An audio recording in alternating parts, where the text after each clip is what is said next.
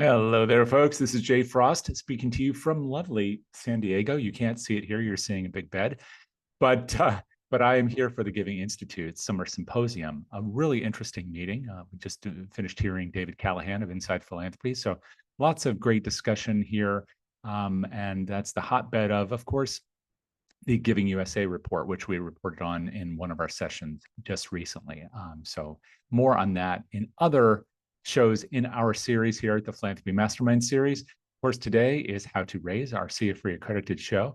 And I'm going to be introducing both the topic and our guest presenter today to you in just a moment. But I want to welcome you here.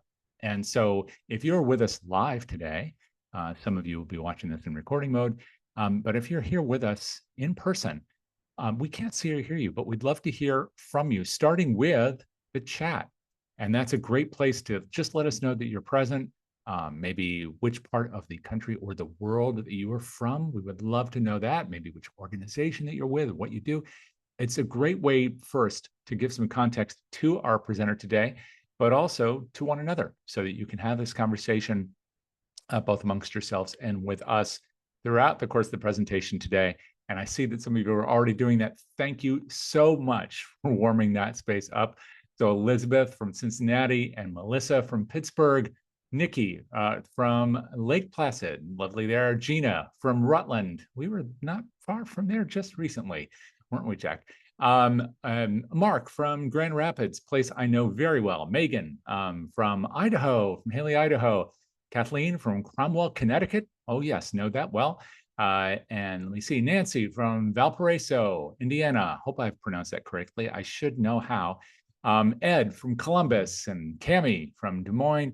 We've got, and Joanne, hello there in Ferdinand, Indiana.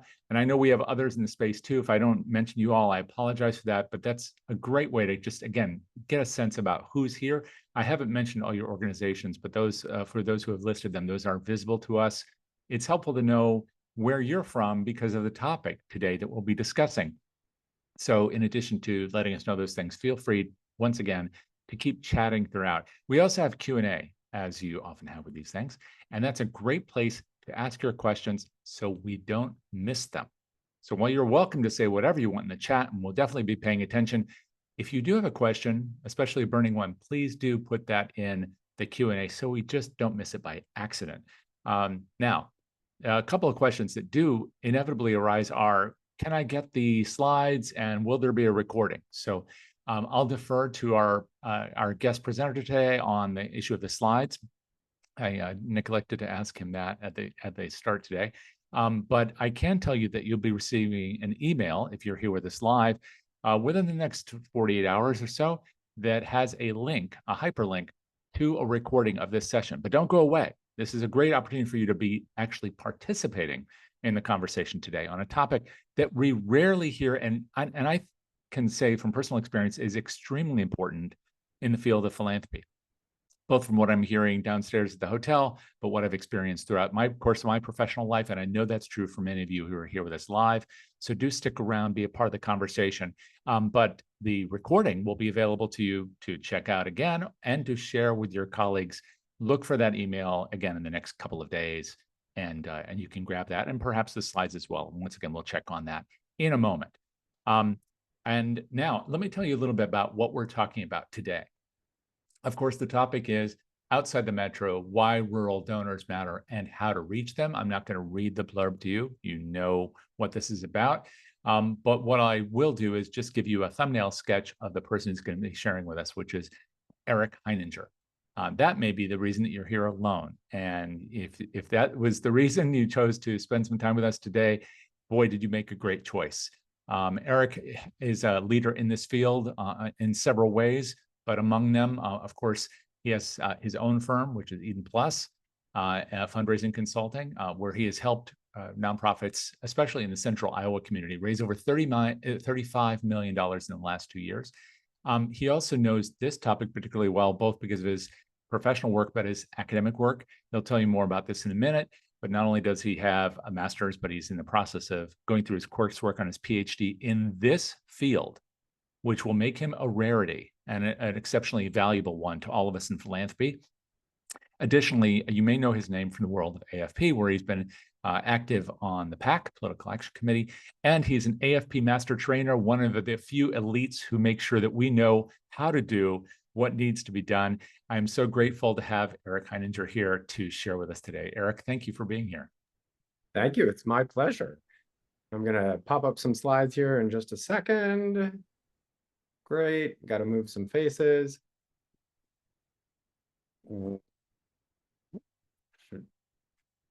Wonderful. All right. So thank you, Jay. Really appreciate it. I see some friends out there and I see some new faces along the way. For those in Ohio and Idaho, I am in Iowa and we all get confused on a regular basis. So I appreciate your willingness to be confused with me. So I'm really excited about this. Talking about rural philanthropy as a whole is a passion of mine. And I think that while I'm going to talk about rural donors today and what that looks like, I have a real heart for those who are doing the work in these communities. And so I want to be able to talk about that. One of the things that I think is sort of underlying in this is we're going to talk about rural donors, but I think that this applies to both rural communities and the organizations inside them. But I also think about some of the major hospital systems who are out there who, may be based in urban New Jersey, but have a tremendous number of rural donors in their pipeline and in their pool, and what it means to engage them in a meaningful way. So while this may seem sort of niche, I think it's very applicable to those who are throughout the country. And you'll see a lot of Midwest references, but I know for folks who are in Vermont and folks who are in California, a lot of these will still apply. You'll just see a lot of corn and soy references for some Midwest play. So again, hi, I'm Eric Heininger. I'm pursuing a doctorate in philanthropy at the Lilly School of Philanthropy at Indiana University. I've got some other fun things. I'm also founder of the Des Moines Fundraising Institute with my friend Shirian Koshi, who many of you know as well. But I'm based in Iowa. Here in Des Moines, it's lovely. It's a beautiful day. We are having a great time. But I do end up working in a lot of very, very small communities across the country. And so that's where I feel like people will call it passing the zip code test. This is where we can bring some expertise along the way. So quick quiz for those who are excited. In red, there is a state that I think many people struggle in the Midwest and in the United States to identify. So if you have a guess, you can put it in the chat, but I'm going to jump in there and give you a heads up that it's Wyoming. It is a square state. It has 6,219 nonprofits, which may be a surprise to a lot of folks. That's roughly $2.7 billion in annual revenue across those organizations. 6 listed billionaires. I actually know for certain that there are more than that, but they are not public about it. But the interesting thing, and the reason why I think this session is so important, is there are 0 AFP chapters, no charitable gift planners, no AHP, no CASE, in the entire state. And so when we're talking about accessibility as a whole, especially to information like this, there isn't a lot of content out there. And that's where my passion is. I'm really looking at where there are accessibility and barriers to nonprofit and fundraising professionals in rural and mid-metro markets. But this is sort of a glimpse into what it feels like in some of these communities. You've got a lot of needs, you've got a lot of nonprofits, you've got a lot of wealth, but there isn't necessarily the structure in place. And so that's one of the things that I want to talk about as we get a little further along. So some objectives for today, really understanding what the philanthropic landscape looks like as a whole, identifying some things where I think people have some misconceptions around what do rural philanthropists look like, and then coming up with a strategy to engage these folks in a meaningful way. So first, I want to point out, yes, this all comes from a lens of those who are farmers. We'll talk about why that may be a misconception at some point. But this is an image from a friend just the other day. We talk about knee high by the 4th of July for corn. This comes from a friend at the Community Foundation of Pulaski County in northern Indiana.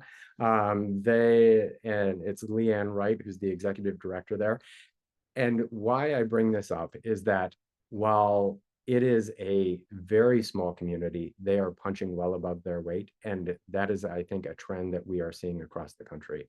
So in Pulaski County, so they have a total population of about 12,000 people and a population density of 29 people per square mile. But that being said, the Community Foundation's annual revenue is $1.8 million last year. And per capita, that's about $152 per person. So when we talk about, well, these communities don't have the resources, I would like to dispel that as quickly as possible.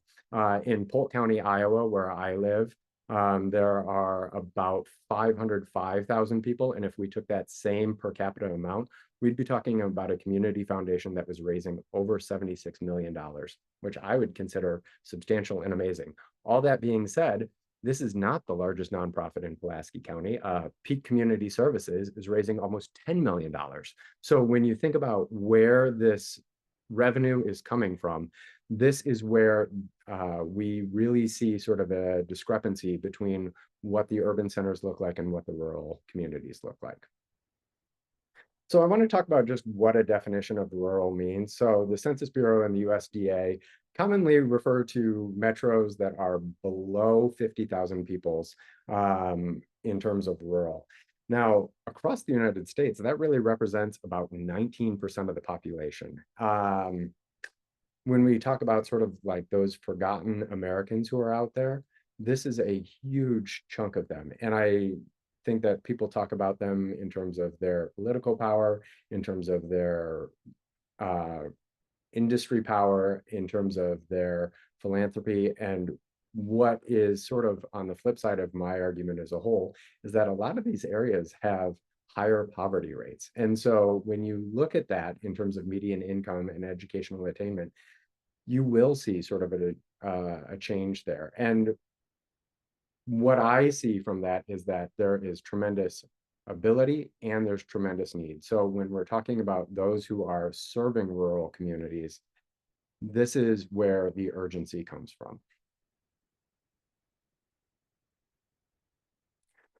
So I think that we'll talk a lot about sort of what a rural persona looks like as a whole. And in terms of what their abilities look like, I've got farmers here, right? Like we always think of farmers, but there are a lot of other industries. There are a lot of other types. When you think about 50,000 in terms of population, that includes a lot of bedroom communities that can be some major cities in some of the states that we're talking about. But they also provide 6.6 to 7% of the total philanthropic investment nationwide. So I think that to discount them and say that that is not an opportunity or that the pool is too small, normally communities, you know, in the 10,000 population, look at the community foundation and they say, okay, that's it. And they look at one corporation and they say, that's it. But in reality, you've got a ton of other folks who are making a difference. One example, so on the left-hand side here is Chet Deco. In the 50s, he created a manufacturing business. And as part of that, he invested in communities where there were hard workers. He invested in northern Alabama, Indiana, southern Iowa, and one county in Minnesota, which is his home county. He really sort of felt that spirit of community, of accountability, of the networking and the cost of living being lower. It really shaped what his manufacturing business looked like. And so in the 80s, when he divested from it, he put all of his money into the Deco Foundation, which has been grant making in the communities where he built his wealth, even today. So he was a small manufacturer across the United States, but what that has turned into is about $220 million in assets that the foundation sits on today, making grants from that in the communities who need it most. But what that also says is that he is reinvesting in his backyard. And I think we'll talk a little bit about sort of the ability to cross boundaries on that. But if you live in one of these communities, you know that no one is coming in to save you. And so who is going to take care of the people in this community? It is those who are already there. And so this is sort of to dispel the fact that we're going to talk a lot about sort of farming, agriculture, ranching, and mineral rights. But there is so much more to it that you may have overlooked along the way.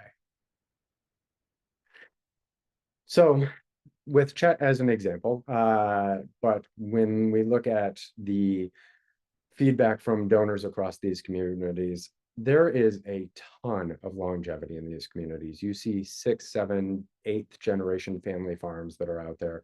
You see folks who have built pillars in their community. They are deeply invested, their legacy and their families are there, and to be able to have sort of that anchor in the community is so important to them, and they know where their money came from. They are often wanting to give back. They know that it supports their neighbors and that this is where this motivation comes from. There is sort of a tricky thing here, which is often the wealth is tied to illiquid assets. This is typical for ranchers, farmers, and those who have mineral rights. They are looking at non-cash assets. So we'll talk a lot more about what that looks like. They also love informal giving networks, a lot of faith-based donations, and sort of that being the hub for what they're talking about. So if you are outside of faith-based organization, you might consider what it looks like to partner, present, look at some of these things, and get their buy-in as a whole. The other thing that I have seen consistently is that they prefer some low visibility. These are often humble folks who don't want people looking into their business, who don't want them, peering over the fence and saying, well, this guy is flaunting whatever he's got. This guy, this woman, we'll talk about that too. But while sort of the typical big name on a building strategy may work in some of our large metro communities, in these communities, you may see a gift that is anonymous, that is generational changing gifts. And so just thinking about what that means to a total stewardship strategy. So it really is about some of that like community's future. We see this consistently along the way, but there's that element of grassroots.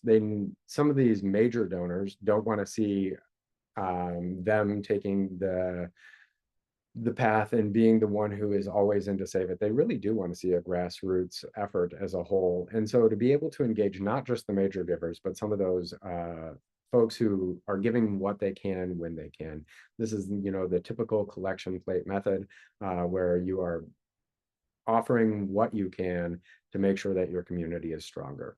What I will also say is that the motivation to give philanthropically is often related to social capital as well. And so while they may not necessarily want to have public, they do want to see that their gift is made and that it can potentially influence others. So you'll see matching gifts used a lot in these communities where they may say, okay, if you can do this, I can do it too. And we're doing our part. That's social capital. So when you look at redemption rates on pledges across the United States, they're roughly 92%. That takes into account death, transient populations, those who just can't pull it off. There are a lot of things that fit into this. I have seen in many rural communities that pledge redemption is 100%. This is because you see these people in the grocery store every day. If you make a commitment, you're going to keep it. I've worked on campaigns and initiatives where the first time I saw it, I asked them to pull a report on what their redemption looked like. And they said, oh yeah, we're all good. And I said, I just need to see the report. And they said, no, we've got 100%. And I said, let me see the report. They sent the report. Sure enough, that's where it was. So when you think about the ability to forecast, when you think about what that commitment means to them, it's two-sided. It's both their ability to give and making sure that they do it, but it also means that you can trust them and they need to be able to trust you. So thinking about what this looks like, the philanthropy that exists in rural communities is really a conversation and the ability to listen and react. So when you have those conversations, consider what their dialogue might mean along the way, understanding the histories, the values, and the priorities that exist. Um, I have sat in many conversations where it isn't scope creep, but it's, you know, a legacy that says, I want to invest in scholarships for students like me. Fantastic. You can then understand what their donor intent is as a whole. Thinking about what some of the local traditions look like. I have been in communities where they have a festival specific to the tractor that was manufactured in their community. So thinking about sort of like what that means in terms of their identity and what their identity looks like. Having some of these trusted intermediaries. I have been told on multiple occasions I show up in my suit and tie because I feel like I want to be able to be respectful in these communities. And they say, we knew you were coming because somebody saw you at the coffee shop and they said, who's that dude in the tie?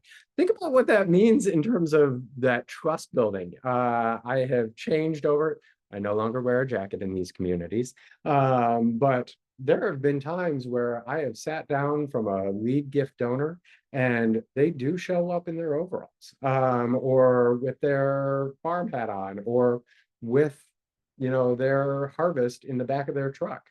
Know what it looks like. And if you're outside of a rural community coming in, thinking about what that means and how the organization is perceived. I had a boss at one point who would show up in his cufflinks and he was basically chased out of town. So just making sure that you're speaking in a language, being considerate of what their values look like, I think makes a big difference. They also run on sort of a different time and are very prompt.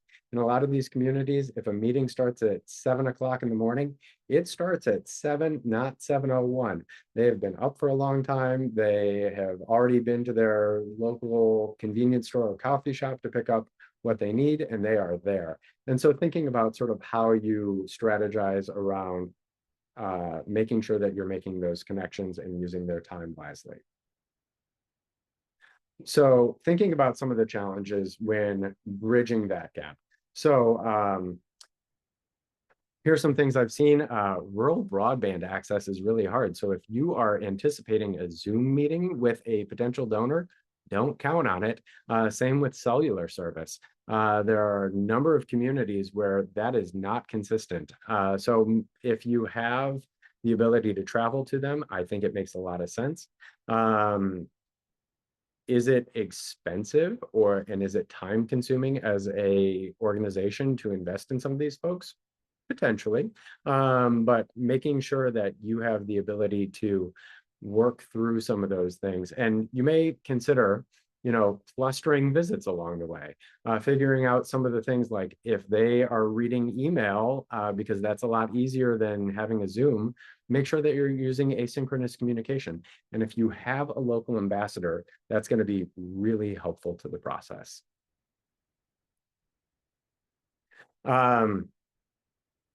Here is a little tip and trick, and this one is for Elizabeth Havens. She may recognize the Harrison News and Herald.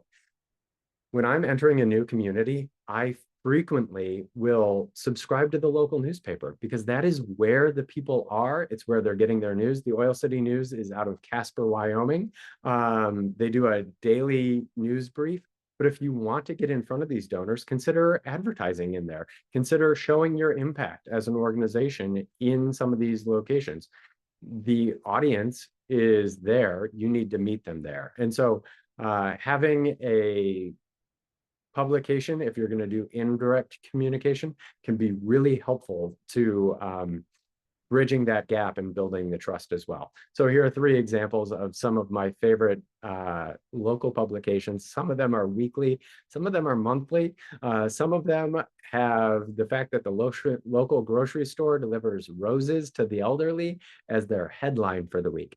So if you can provide some impact reports into those newspapers, it can really be helpful for conveying what you mean to these communities. So thinking about what language can look like and how you can work through some of these challenges. So thinking about, this may be a case where you are building trust, and it's not that.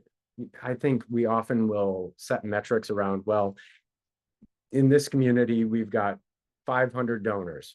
Well, do those 500 donors equal one rural donor? Maybe, maybe not. But it's going to take some time, and the typical metrics don't always work. Thinking about sort of what volunteerism can look like, making sure to have some of the rural context in your materials. When thinking about sort of what terminology you use, community legacy can be more impactful, stewardship of the land. There is an organization that I've worked with recently where they are piloting a gifts of grain program, and they are a soil conservation society. And so it is just so linked into what their identity and being is. Thinking about sort of what the values of these individuals are and how it fits into a broader picture will be helpful in terms of your materials. And so thinking about how your materials might reflect the conversation you're going to have. The glossy packet may not always work.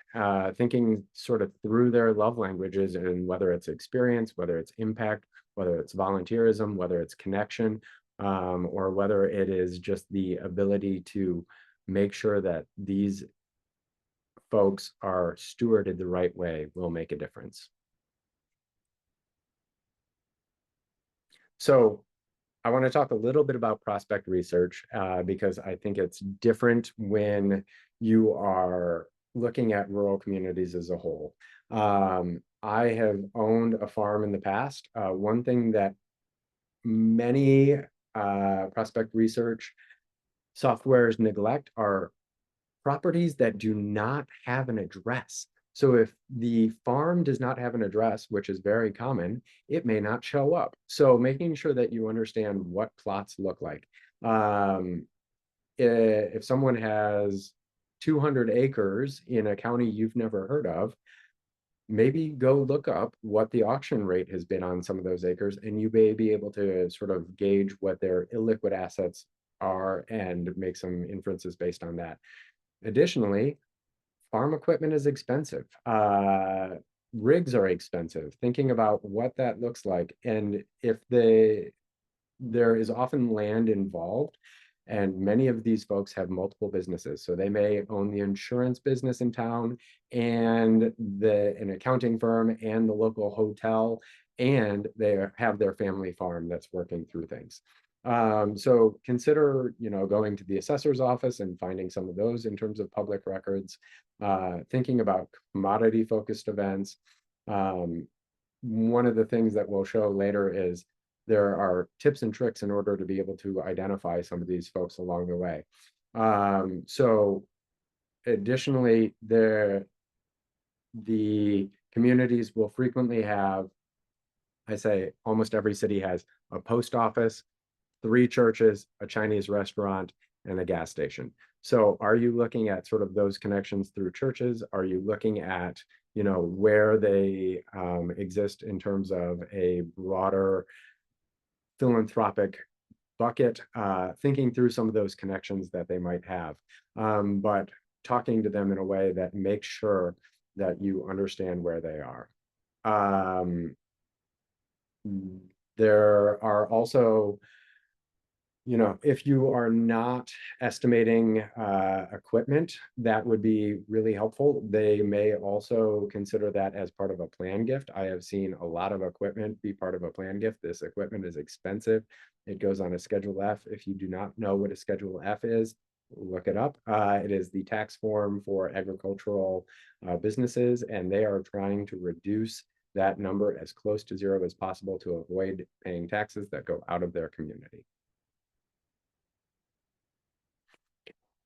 So then thinking about what major and planned gift pipeline can look like, having some of those advisors along the way or engaging a community where they have peers who are involved will make a big difference. It always takes the first person to jump in to set those dominoes in motion. The other thing to consider is the season.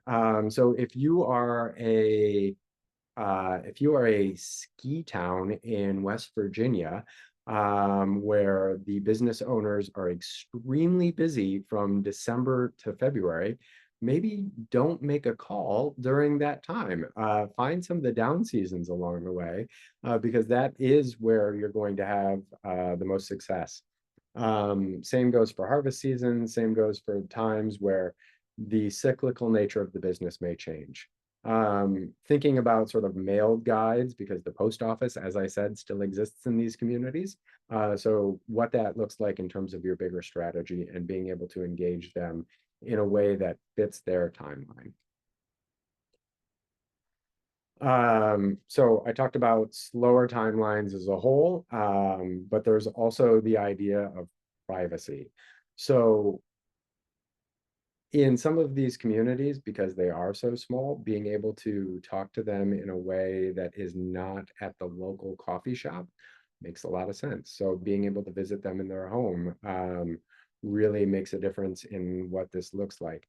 Having some of those one-on-one visits makes a difference. Counting on events can yield you sort of a larger number of potential prospects in the pipeline, but it is not going to get you the candor you need for some of these conversations. I I have a lot of stories about what that cultivation could look like, but making sure that you involve them the whole way in the process is going to be a lot more helpful in terms of making sure that you receive a gift. That being said, there are tons of folks who do not want to be bothered. So do not be surprised if you make 3 attempts and then magically a check shows up in the mail. It is possible that they do not want to be communicated with in a meaningful way. I see this a lot with food banks specifically. If you are, some of those direct service, front lines, human needs organizations, this may be just a time where direct mail is king. So think about how you might shift your strategy based on lessons learned from other rural donors. So in-person visits, thinking about the agricultural calendars, just being a good champion alongside them. It is that trust that's going to make a difference as a whole.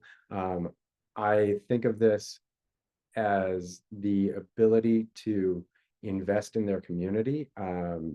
People are always excited about what it means to have a thriving community. You'll also see a lot of, and this comes back to the outsider perspective, the community does want to take care of itself. And to be able to use that language is going to make a difference. So having a respected peer be involved, having the language be about sort of why dollars stay in their community. They already shop local. Their vendors are local. Their clients are local. Being able to have that local knowledge and that local framework is going to pay dividends in the long run. When I talk about one-on-one visits, one story that I have, this is a tomato gazpacho made with fresh tomatoes and a mustard ice cream that I was provided. I went to a farm in Harlan, Iowa, which I don't think, and maybe Cami has seen Harlan, but I was the very first person to ever visit this donor. They came, they wanted to sit for a 2 or 3 hour meeting. So it took me 2 hours to get out there and it took 2 hours back. But they hosted in a gracious way. They were thrilled to have the attention that was meaningful. They really did want to talk about how the organization impacted them. They wanted to have this conversation. They were fantastic hosts. And so you never know what sort of excitement you might see from those who are out there and building those relationships. This turned into a gift 10x what they had given in the past. And they said, you know what, we are often forgotten about because we're a little bit further away. It really meant a lot that we are seen and engaged as part of our organization because, and they said our organization, because they were so excited about what that meant to them. So thinking about what some of the non-cash assets could be in rural giving, and again, I don't want to discount some of the folks who are manufacturing, industrial, typical commercial, but when we're thinking sort of outside the box and in some frontiers that you have not touched before, gifts of grain or row crops or other crop, livestock and mineral rights. So this is not common, but the gifts that come out of it are significant. So if you have not looked at gifts of grain or some of these categories, frequently the way that this works is you might engage a farmer, and I would say do it earlier rather than later. You have a conversation with them about what the impact they can make is on the organization. You would then secure a gift, and you may want to bring up that these are opportunities that could reduce their Schedule F, potentially. I'm not a tax advisor, so for the recording, that that caveat and waiver is in there. But they have the ability to make their harvest and then designate an amount that they want to convey before it leaves the truck and into an elevator or a meat locker or some other version of this that goes directly into the nonprofit organization's account. The reason they would do this is because otherwise it is, if they wanted to cash it all in and then make the gift, the tax benefit on their ordinary income is different because they've already received it and then they're making the gift. Whereas if it never hits their Schedule F and their ordinary income, this is where it can make a difference. So they would show up, say, you know, I'm going to have 10,000 bushels that I want to go into my corporate farm account and 1,000 bushels that go into Make-A-Wish, Iowa. And then what happens is the elevator says, great, we'll put that in their account. We'll write you a check for your portion and we'll write them a check for their portion. What needs to happen ahead of that, though, is that the organization has an account, because if they try and make an account prior or after that, it may not have the same effect. The same goes with livestock. The thing that is a little bit different about mineral rights, I've seen this with oil, I've seen this with rare earth metals, is that you can have the mineral rights to a piece of land be a gift that pays out over time. And this does fluctuate with the price of these commodities. So in some cases, you know, rights to an oil rig, you may see tiny checks some years and you may see a bumper crop in future years.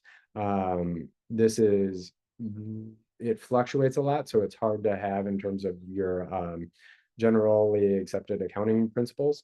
But this is an opportunity to have a long lifetime gift and have some consistency to what the gift looks like, but you may also want to steward it a little differently.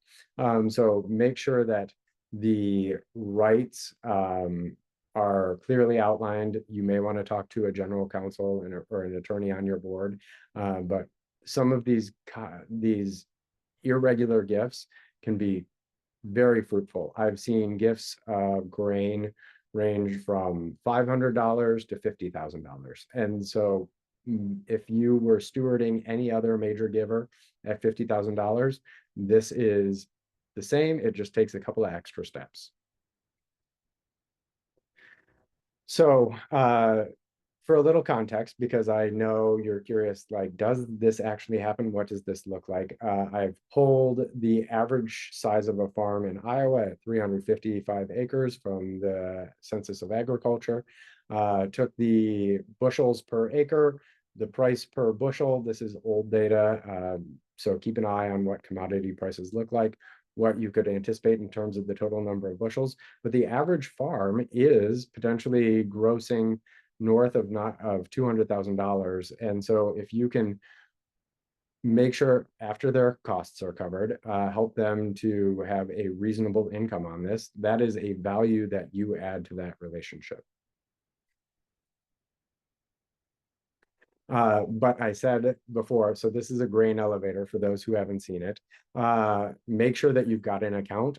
Make sure that you are having this conversation well before harvest. You may even want to have it in the spring or whatever the equivalency is, because the summer is a busy time for these folks. And so if you can have that conversation early and make sure that it gets stewarded well through the pledge process, that's going to make a difference for some of these gifts of commodities. Thinking about sort of the valuation and tax treatments. So again, this is a little deep and complex for this if it's the first time you're seeing it. But there are things that you want to be well versed in if you talk through these types of gifts with potential donors. They can also talk to advisors. They can also talk to their trusted sources on what their assets look like. One thing that I have not included in this is planned gifts of land. There are amazing experts out there. If you are not a member of Charitable Gift Planners, consider that. They have lots of resources on this in terms of gifts of land and how you can structure a gift where they keep the use of the land through their lifetime, potentially even another generation, or a time limit on when the next generation can use it so that they don't lose their home, they don't lose their income source, but you can acquire that after the fact, and you can either hold on to it and keep the income and rent out the resource, or you can sell it at auction. And frequently there is some neighbor who's been eyeing that plot for a long time, and generally there's a decent price on this. So thinking through what stewardship opportunities look like as a whole, some things that I've seen work really well are honoring the family, taking off first names as a whole, because frequently these rural philanthropists are multi-generational. And so thinking through both who is the right person to ask along the way, who is the right person to engage. If you are a organization that typically focuses on sort of that middle generation, consider going up and down and what that looks like, because they may have some ability to influence this. I think, an average older rural philanthropist is often thinking about what their grandchildren look like and what their future looks like. So you can frame both the need in the community or the legacy in terms of the impact on their grandchildren, and thinking through what that family dynamic looks like. Couple of case studies. And so this comes back to both dispelling myths, but also the second one has some consideration for very small communities. So in case study number one, I have worked with a rural hospital where they had the idea to do a $12 million capital campaign where they were going to add a new wing and a new line of service because their nearest hospital that provided that service was about 2 hours away. So thinking about sort of what having resources in your backyard might look like. And there was a family in town who was well known for their family business before it moved into a new community. But they said, in order to make sure that our staff who are still here, our family and our neighbors are well taken care of, we'd like to make a $10 million gift, but we don't want to do it alone. So they were able to raise grassroots and sort of those entry and mid-level gifts from the rest of the community. It was well received because everyone was excited to not have to drive 2 hours. But this was a community of 7,000 people who are thinking about a $12 million campaign. That is substantial. So don't overlook the fact that some of these communities are doing amazing things. The wealth exists, the philanthropic revenue exists, and that there is the ability to meet a need when it is there. On the flip side, second one, an animal shelter was looking at expanding its facilities, but this was a very small community, and the child care facility was also running a campaign and had just finished up. And many donors said, you know what, I pledged my entire philanthropic budget. I wasn't anticipating an animal shelter being part of this. We really need the child care facility. My family can't exist without it. My real estate business can't exist without it. My grocery store can't exist without it. And so we invested in this now. That did then create a gap between when people could ask. And so if you are a very small community thinking about that rural element, you may need to stagger that appropriately if you are going to the same set of donors. But sometimes the donors to a child care facility are very different from those who are cat ladies. And so we had a large pool of donors who could still make gifts today in order to provide the cash flow at the onset of the campaign. And so don't make assumptions about the ability of small communities where you think that the pool is dried up, because you may be just dealing with a different issue, and to be able to think through that effectively and strategically will make a big difference. So some key takeaways. I want to say that rural communities are philanthropic. So if you are not considering them as part of either a donor acquisition strategy or as a cultivation strategy, this is an important element. There is wealth that exists out there. It's just a little harder to get to. The gifts may look a little different. So we talked about what that might mean in terms of illiquid assets. And then thinking through what the donor looks like, what stewardship and cultivation can be, and talking to them not down or across, but as a leader in the community, and how that might impact what their gift and their involvement might look like. Couple of folks that I lean on when I'm thinking about how to approach rural philanthropy. The Rural Philanthropy Institute, chaired by Matt Ellman and many other leaders across the nation, is fantastic. If you're looking at some of these gifts that are atypical, the National Association of Charitable Gift Planners, and if you are looking for more knowledge specifically on nonprofits, volunteerism, and fundraising, Arnova is who is looking at the academic research around this in order to make informed decisions, because as we talked about, there are a lot of myths out there, and so to be able to back up your strategy with a effective data-driven reasoning is going to make all the difference. So these are three organizations that I look to a lot. The data that came from this presentation, I've got references here. I will share slides, so Jay, don't worry about that. But there are so many folks who are looking at what this looks like, and so thinking about what those resources are and who you might add into your network and ask more questions to. These are great folks who are leading the charge as a whole, and being able to lean on them in your community is going to make your job a whole lot easier. So I want to leave a little time for questions, thoughts, curiosities for the group.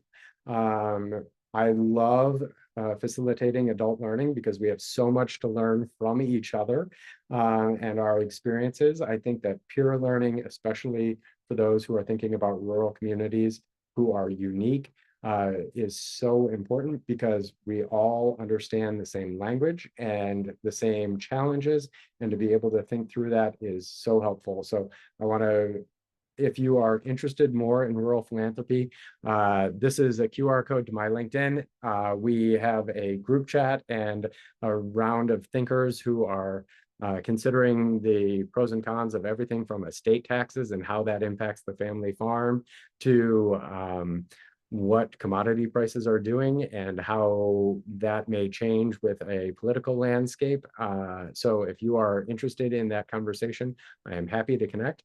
But otherwise, Thank you, Jay. Thank you to the whole team who has made this possible. And I'm so excited to get to know more people who are part of my tribe in rural philanthropy. Thank you so much for this, Eric. Really something.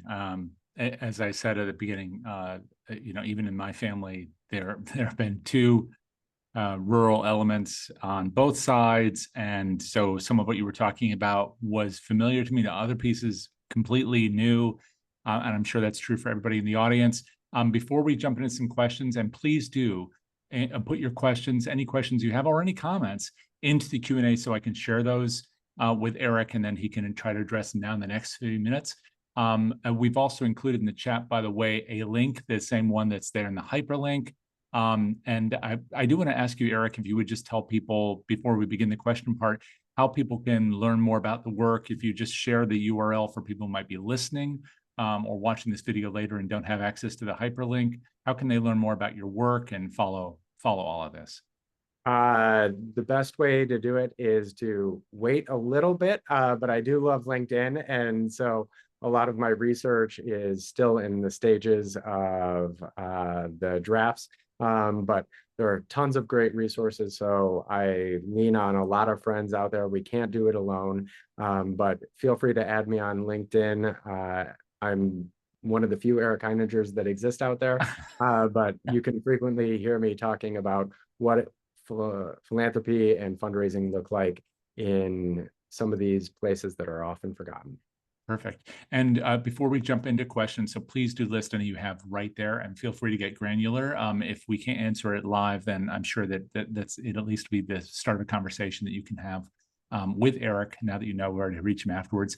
And before we move into those, again, I want to let you know what's coming up in the series on Tuesdays. Frontlines of Social Good. That's our news and view show at 1 p.m. on Tuesday. We'll hear from Bill McMorrin of Green Oak on what the latest tax law changes mean for nonprofits. This is extremely important after the new big, beautiful bill that just passed the Senate and the House. So if you want to know what those tax law changes could mean to you, join us on Tuesday at 1 p.m. You can learn more about that and everything else in the series just by going to the DonorSearch site at donorsearch.net. Under the resources tab, you'll see all the content there. And then that conversation is followed by one with Lieve Hendren of the Alfred Group, who will be sharing insights from her new book, The Joyful Flow Formula.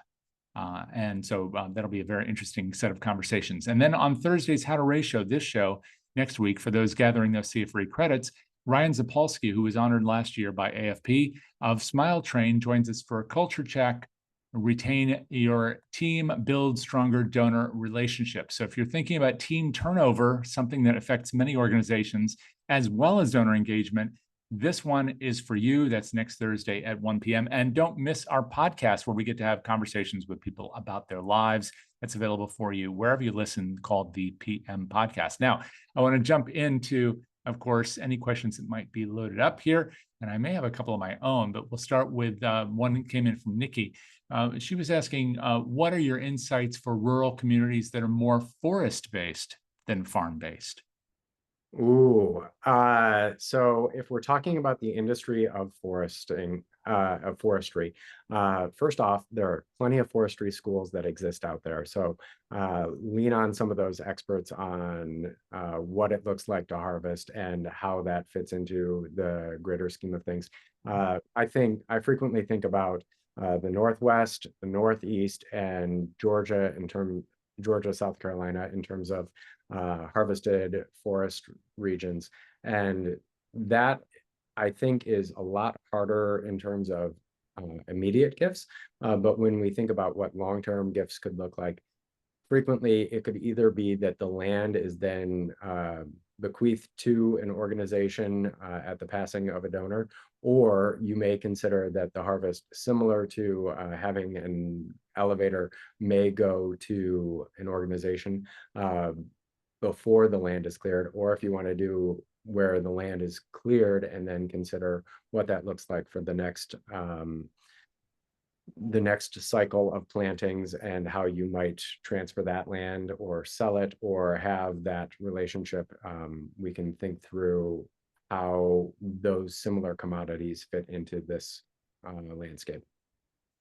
That's a really important question because often people, and I think you've talked about this in various ways throughout this presentation, tend to almost typecast the rural community and the people who live in it. And there's a lot of variety of what people do, what they produce, as well as where they live. I used to work with somebody who was part of the Weyerhaeuser family, but she was living in Washington, D.C., working in the arts, but she was very much a part of that family, and they had a lot of forest in their family.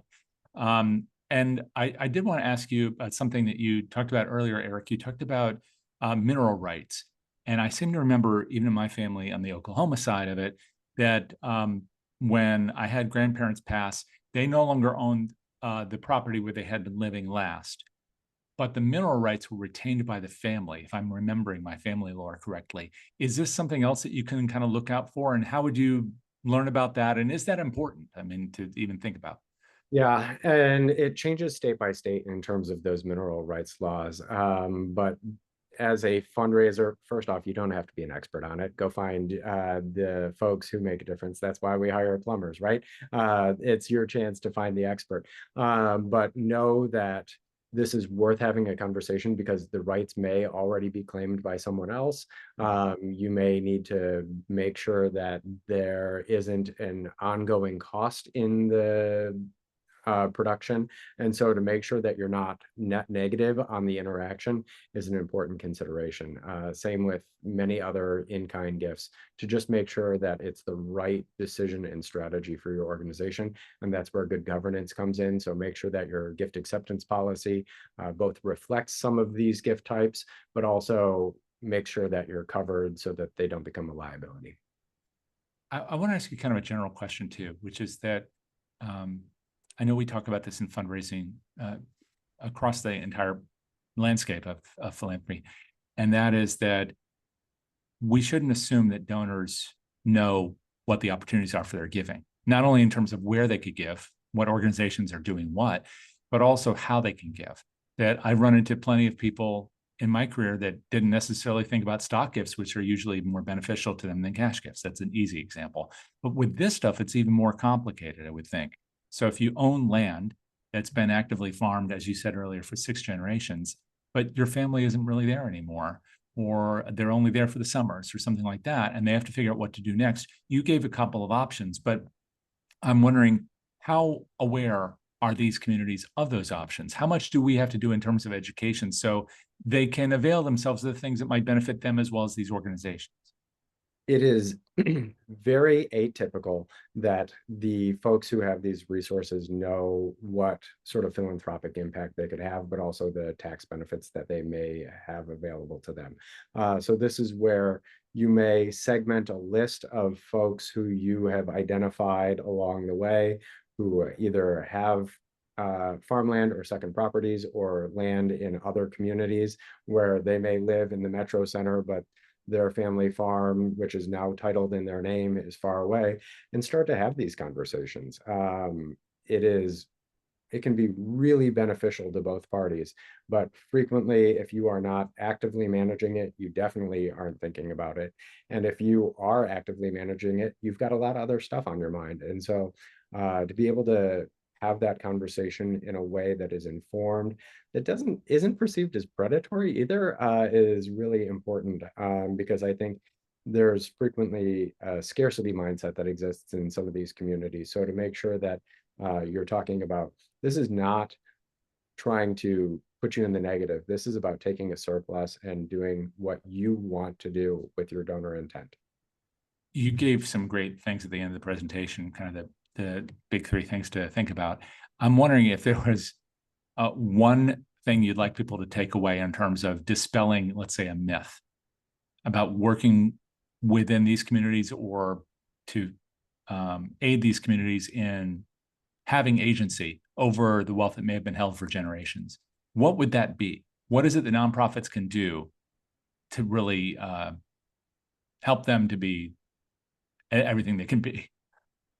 I think the myth that exists is that the resources don't exist or are not able to be transferred in a meaningful way. There are lots of helpful and creative ways to make that happen. When you look at just the land alone and what that can look like, there's so much value that's there.